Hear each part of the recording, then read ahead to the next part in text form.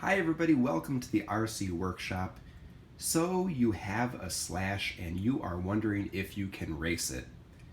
Well, absolutely you can race it. You could have a whole lot of fun and success racing a Slash at the club level. Yes, it's true if you have your heart set on true competitive racing, you'll probably want to spend the extra money and get something that's truly dedicated for highly competitive racing. But for most human beings who are looking for weekend fun at the club, you can be very successful and have a lot of fun with the Slash. Now, with that being said, though, there's going to be a couple things that you'll want to modify on your Slash to get it race ready. And mainly this is to avoid the frustration of having things break so you can't finish a race, because that just really sucks. So here we're looking at a Slash here. This is the LCG chassis, which is what I would recommend running if you are planning to race. This Slash started its life as a Slash Ultimate, but as you can see it has a couple modifications, and some of these are really necessary for racing, and some of them are just cosmetic things that I've added after other pieces have broken. So the must-haves include tires that are appropriate for the track you're racing, and as you can see I'm a clay track racer, so I'm running Proline Positron tires on both of my vehicles here.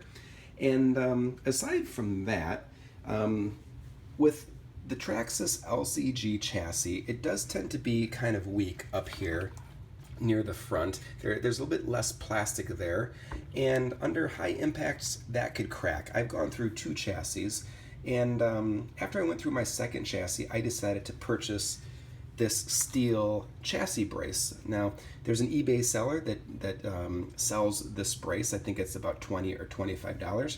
And ever since I've added that brace, I have had zero chassis breakages. It adds a little bit of weight to the vehicle, but it doesn't seem to impact the handling at all. So I think that's well worth the investment. I've also had a lot of axles break.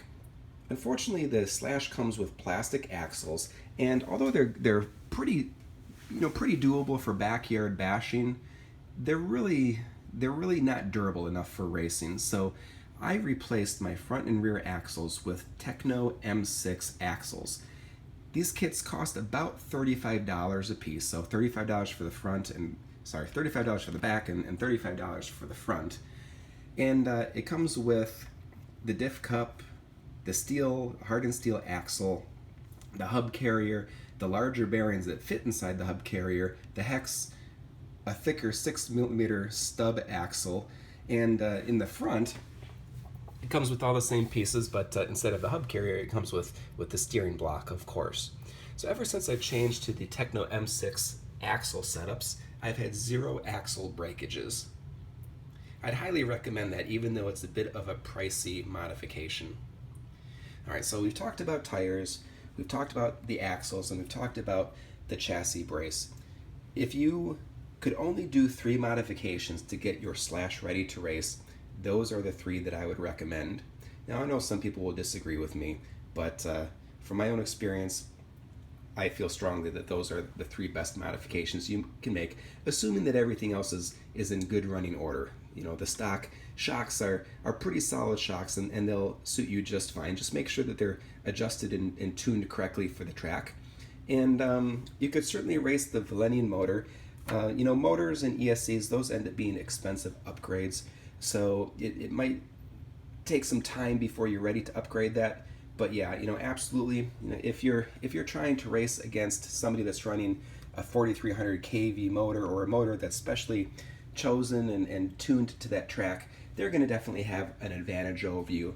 But a motor and ESC combination, you're talking about another $150 to $200 in upgrade costs. Same thing with the servo. It's not $200, but upgrading a servo can cost you about $60 to $80, and that would be another good upgrade to do as well, because cheap servos like the one I'm currently running in here do have a tendency to fail, and if they fail in the middle of the race, you're not going to be successful. So yeah, this is a $15 Amazon servo, and it's in here right now because I was just kind of playing around with it and testing out these servos. But my experience with these lesser expensive servos is that they start off strong, they last for about 2 or 3 months, and then they begin to fade pretty quick. You lose steering, you lose response, and then they just kind of die a slow death. All right, so that's my rundown of what you should do to get your Slash ready to race. And,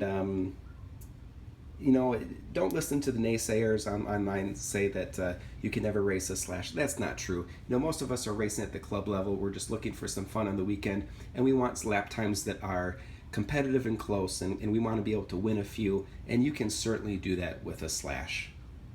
All right, thanks for watching the RC Workshop. I hope you like and subscribe, and if you have any questions, please ask. I am pretty good about responding, and I love this hobby, and I love to talk about it, so I'm always looking for an excuse to procrastinate from my other responsibilities. I'll talk to you later.